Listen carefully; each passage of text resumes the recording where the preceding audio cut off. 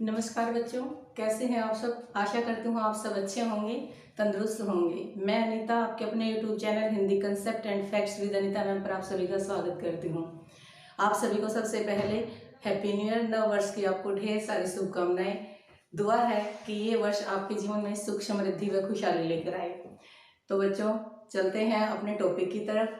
तो पिछली क्लास में हम लोग पढ़ रहे थे सर्वनाम का टॉपिक, और सर्वनाम के 6 भेद हमने यहाँ पर जाने थे कि सर्वनाम के हम 6 भेद पढ़ेंगे। 6 भेद में से हमने 3 के बारे में पढ़ा था। सबसे पहले हमने पढ़ा था पुरुषवाचक सर्वनाम, जिसके 3 पार्ट होते हैं, 3 भाग होते हैं। प्रथम या उत्तम पुरुष, मध्यम पुरुष और अन्य पुरुष। दूसरा हमने पढ़ा था निश्चयवाचक सर्वनाम, और तीसरा हमने पढ़ा था अनिश्चयवाचक सर्वनाम।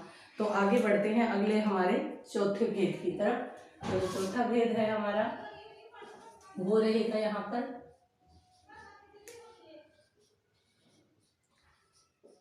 प्रश्नवाचक सर्वनाम। प्रश्नवाचक सर्वनाम, प्रश्नवाचक सर्वनाम कौन सा होता है? जो शब्द किसी व्यक्ति, वस्तु, स्थान आदि के बारे में प्रश्न पूछने के लिए प्रयुक्त किए जाते हैं, या फिर हम सीधे से शब्दों में कह सकते हैं, क्योंकि जो अभी मैंने बोला किसी व्यक्ति, वस्तु, स्थान, वो चीजें क्या होती है? संज्ञा होती हैं। तो हम सिंपल से शब्दों में ये भी कह सकते हैं कि जो शब्द संज्ञा के बारे में प्रश्न पूछने के लिए प्रयुक्त किए जाते हैं वो प्रश्नवाचक सर्वनाम कहलाते हैं। प्रश्न पूछने के लिए, संज्ञा के बारे में प्रश्न पूछने के लिए। इस सर्वनाम की भी एक सबसे बड़ी प्रॉब्लम जो आती है बच्चों के सामने, वो ये आती है कि हम लगभग ये याद करके रखते हैं कि कोई भी ऐसा वाक्य आ जाए जिसमें कौन, क्या, कब, किसने, किसको, कैसे, ये चीजें आ जाए, वो सारी की सारी प्रश्नवाचक सर्वनाम होती है। या फिर हम लोगों ने ज्यादातर ऐसे पढ़ रखा है कि किसी भी वाक्य में ये चिन्ह आ जाए, जिस चिन्ह को हम प्रश्नवाचक चिन्ह कहते हैं, अगर ये चिन्ह आ जाए वो सारे प्रश्नवाचक सर्वनाम होते हैं। तो बच्चों, ये ऐसा कुछ भी नहीं है, ये बिल्कुल गलत बात है।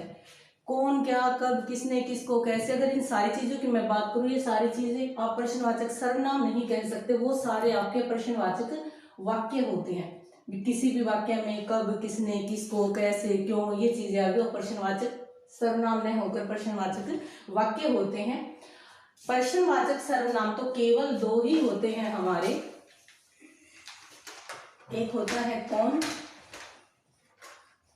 और दूसरा होता है क्या। कौन और क्या 2 प्रश्नवाचक हमारे सर्वनाम होते हैं। क्योंकि आप सब जानते हो कि जो चीज है हमारी प्रश्नवाचक सर्वनाम है, ये संज्ञा के बारे में जानने के लिए प्रयुक्त किए जाते हैं। क्योंकि हम सभी जानते हैं सर्वनाम कौन होते हैं, जो संज्ञा के स्थान पर प्रयुक्त किए जाते हैं। तो सीधी सी बात हो गई यहाँ पर भी कि ये किसके बारे में बताएंगे? हमें संज्ञा के बारे में बताएंगे। अब जैसे मान लीजिए कि किसी ने कहा कि यह पेन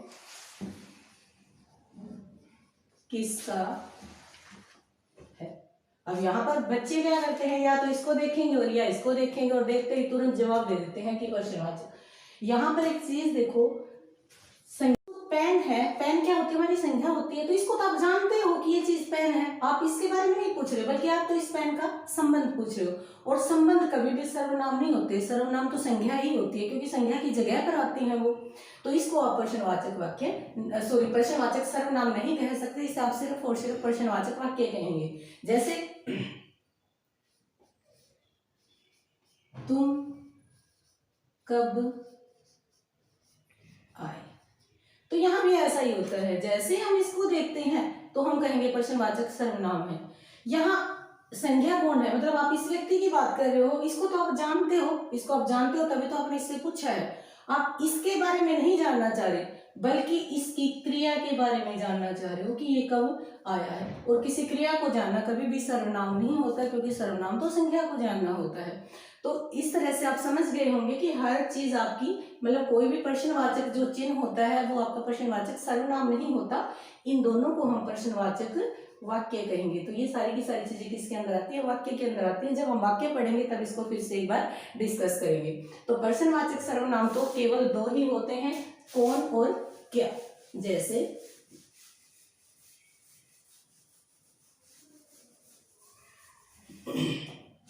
हमने लिखा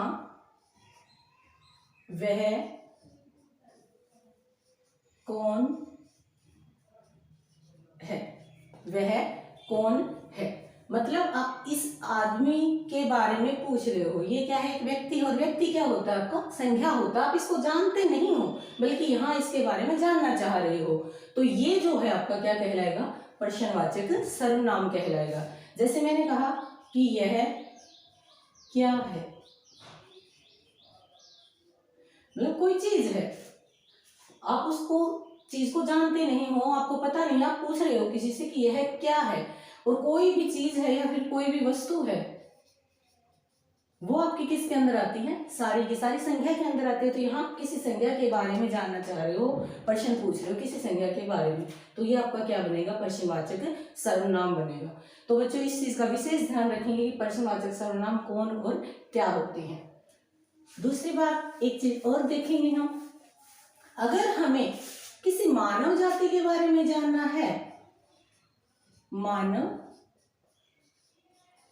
जाति के बारे में जानना है, तो आप किसके द्वारा जानोगे, कौन के द्वारा। और उसके अलावा दुनिया की किसी भी चीज, कोई भी चीज है, वो सजीव है या फिर निर्जीव है, हर एक को आप क्या के द्वारा जानोगे। जैसे एग्जांपल के तौर पे देख लो, मान लीजिए आप अपने किसी फ्रेंड के घर पे गए हो, उनके घर पे कोई बैठा है, तो आप उस व्यक्ति की तरफ इशारा करके शायद ये कभी नहीं कहोगे कि वह क्या है, बल्कि आप क्या कहोगे, वह कौन है।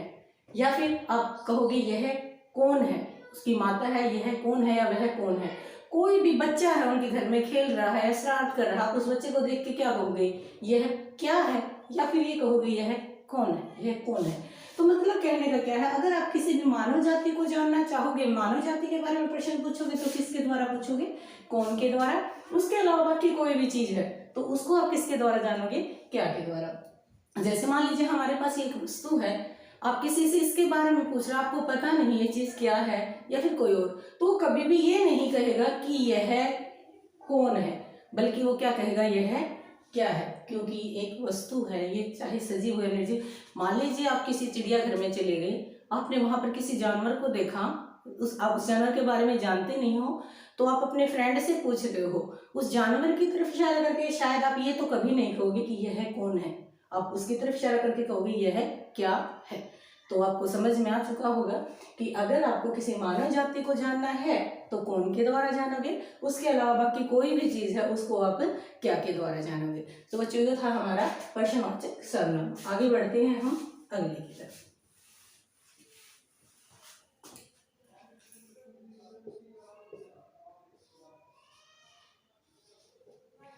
संबंधवाचक सर्वनाम। संबंधवाचक सर्वनाम, संबंधवाचक सर्वनाम कौन से होते हैं, जब दो या दो से अधिक सर्वनाम, जब दो या दो से अधिक सर्वनाम एक दूसरे के साथ संबंध स्थापित करते हैं, वो संबंधवाचक सर्वनाम कहलाते हैं। मतलब दो या उससे ज्यादा सर्वनाम है और वो एक ही चीज के लिए प्रयुक्त किए गए हैं, क्योंकि इसने कहा एक दूसरे के साथ संबंध स्थापित करते हैं। किसी एक के लिए ही आप दो या दो से अधिक सर्वनामों का प्रयोग कर रहे हो, तो वहां पर क्या होता है, आपका संबंधवाचक सर्वनाम होता है। जैसे हमने लिख दिया, जो परिश्रम करेगा वह सफल होगा, जो परिश्रम करेगा वह सफल होगा। या फिर हमने लिख दिया, जो पाठ पढ़ रहा है वह मेरा भाई है। या हमने लिख दिया, जिसकी लाठी उसकी भैंस, जिसकी लाठी उसकी भैंस। तो यहां पर देखो परिभाषा क्या कह रही है, दो या दो से अधिक सर्वनाम। तो आपको परिभाषा के अंदर एक बात तो समझ में आ गई कि संबंधवाचक सर्वनाम में कम से कम दो सर्वनाम जरूर मिलेंगे, या फिर उससे ज्यादा मिल सकते हैं, लेकिन कम से कम दो जरूर मिलेंगे। एक दूसरे के साथ संबंध स्थापित करते हैं। जैसे ये देखो, यहाँ पर एक सर्वनाम ये हो गया और एक सर्वनाम ये हो गया। इस वाक्य में एक सर्वनाम ये हो गया और एक सर्वनाम ये हो गया, एक सर्वनाम ये हो गया और एक सर्वनाम ये हो गया। कैसे? जैसे देखो, मान लीजिए ये कोई बच्चा है, परिश्रम ये कर रहा है, तो जो शब्द हमने किसके लिए लिखा? इसी के लिए लिखा। और सफल कौन होगा? जाहिर सी बात है, सफल यही होगा। तो जो वह शब्द लिखा हमने, वह सर्वनाम लिखा, किसके लिए लिखा? इसी के लिए। दो सर्वनाम अलग अलग हैं लेकिन दोनों एक ही के लिए आए हैं, तो दो सर्वनाम एक दूसरे के साथ संबंध स्थापित करते हैं। जैसे ये बच्चा है, ये पढ़ रहा है पाठ, तो जो भी हमने इसके लिए लिखा, और वो कौन है? ये इसका भाई। पढ़ तो यही रहा है ना, और जो ये वह शब्द लिखा वो भी किसके लिए लिखा? इसी के लिए। ये व्यक्ति है, लाठी इसकी है, तो जिसकी शब्द किसके लिए लिखा गया? इसी के लिए। और भैंस किसकी हुई? भैंस भी इसी की हुई, तो ये शब्द किसके लिए लिखा गया? ये भी इसी के लिए लिखा गया। तो कहने का मतलब क्या है? कहीं पर भी दो सर्वनाम आते हैं और दोनों एक ही के लिए प्रयुक्त किए जाते हैं, वो आपके संबंधवाचक सर्वनाम कहलाते हैं। आशा करती हूँ आपको समझ में आया होगा। तो आगे बढ़ते हैं।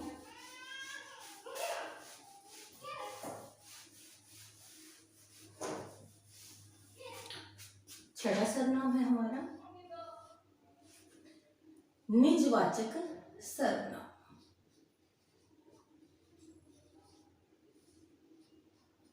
निजवाचक सर्वनाम, इसके अंदर कौन कौन आ गए थे हमारे? जो और निजवाचक सर्वनाम। निज से ही पता चल रहा है खुद के विषय में। कोई भी ऐसा सर्वनाम या फिर कोई भी ऐसा वाक्य जिसमें अपने आप, स्वयं, खुद, निजी आदि शब्दों का प्रयोग किया जाता है। या फिर हम दूसरे शब्दों में कह सकते हैं कोई भी ऐसा सर्वनाम जहां, या फिर कोई ऐसा सर्वनाम जो स्वयं कर्ता के लिए ही लिखा गया। ये शब्द किसी भी वाक्य में आपको कर्ता के लिए ही मिल जाते हैं, वहां पर हमेशा क्या होता है? निजवाचक सर्वनाम होता है। इस सर्वनाम की एक पहचान भी है जो 99% सही जाती है कि इसमें सदैव दो सर्वनाम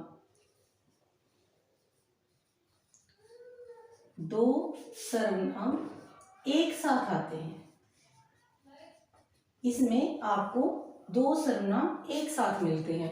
अब आप कहोगे जी दो सर्वनाम तो इसमें भी आ रहे थे, जो परिश्रम करेगा वह, लेकिन इसमें दोनों एक साथ नहीं थे। जैसे जो परिश्रम करेगा वह, दूसरा शब्द कहीं और आया था। जैसे जिसकी, फिर लाठी, उसकी, तो दोनों के बीच में दूसरे शब्द आ गए थे। सर्वनाम तो इसमें भी आते हैं दो, परंतु वो अलग अलग आते, इकट्ठे नहीं आते, इसके अंदर एक साथ ही मिलते हैं। तो ये इसकी पहचान रहती है, जो 99% एक ट्रिक मान लो आप इसको, जो सही जाती है इस सर्वनाम के लिए। जैसे एक उदाहरण लिख रहे हैं, किसी ने कहा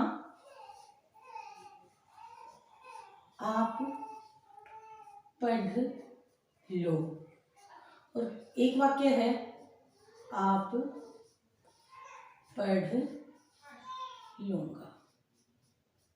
यहां भी आप लिखा गया है और यहां भी आप लिखा गया है, दोनों जगह आप लिखा गया है, लेकिन दोनों में फर्क क्या है? आप पढ़ लो, यहां पर जो वक्ता है वो किसी दूसरे को कह रहा है, किसी को कह रहा है ये बात कि आप पढ़ लो। और आपको पता है जिसको हम कहते हैं वो कौन होता है? श्रोता होता है। और श्रोता कौन सा होता है? आपका पुरुषवाचक सर्वनाम होता है। और अगर कोई आपसे पूछे पुरुषवाचक में भी कौन सा होता है, तो ये आपका क्या बन जाएगा? मध्यम पुरुष। लेकिन यहाँ पर वैसे वाक्य कंप्लीट तो नहीं है, वाक्य तो कंप्लीट तब बनेगा ही जब हम ऐसे लिखेंगे।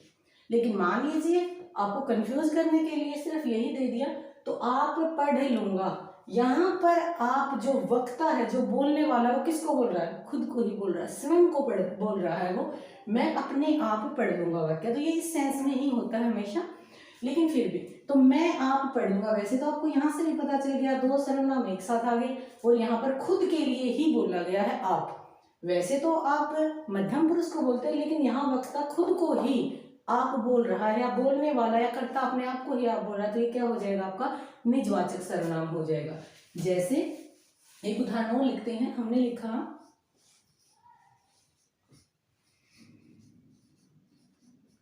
तुम अपना काम करो, या तुम अपना काम खुद करो, ऐसे बोला जाता है। हम बोलते तुम अपना काम स्वयं करो। एक सर्वनाम ये है, एक सर्वनाम ये है। यहां से भी आपको पता चल रहा है। दूसरी बात, यहां कर्ता कौन है? ये तुम। काम कौन कर रहा है? यही इसी को बोला गया है, तो ये है। और जो अपना शब्द हमने लिखा है, ये भी किसके लिए लिखा है? इसी के लिए, मतलब इसी का काम है और इसी को ये काम करना है। तो यहाँ पर आपका क्या बन जाएगा?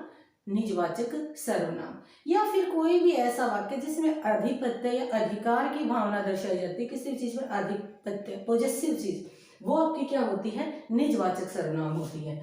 जैसे देखो, किसी ने बोल दिया यह मेरा निजी पुस्तकालय है, यह मेरा निजी पुस्तकालय है। एक, दो। दूसरी बात, यहाँ पर अधिकार की भावना दर्शाई है, पुस्तकालय खुद का है, मतलब अधिकार की भावना दर्शाई गई है। तो ये आपका क्या बन जाएगा? निजवाचक सर्वनाम बन जाएगा। तो बच्चों, इसी पॉइंट के साथ हमारा सर्वनाम का टॉपिक कंप्लीट होता है। आशा करती हूँ आपको ये समझ में आया होगा। किसी भी पॉइंट में आपको कहीं पर भी कोई दिक्कत होती है तो आप कमेंट बॉक्स में जाकर पूछ सकते हैं, कमेंट कर सकते हैं। आपके सभी डाउट्स को क्लियर करने की पूरी कोशिश की जाएगी। धन्यवाद। बहुत जल्द मिलते हैं हमारी अगली वीडियो के साथ।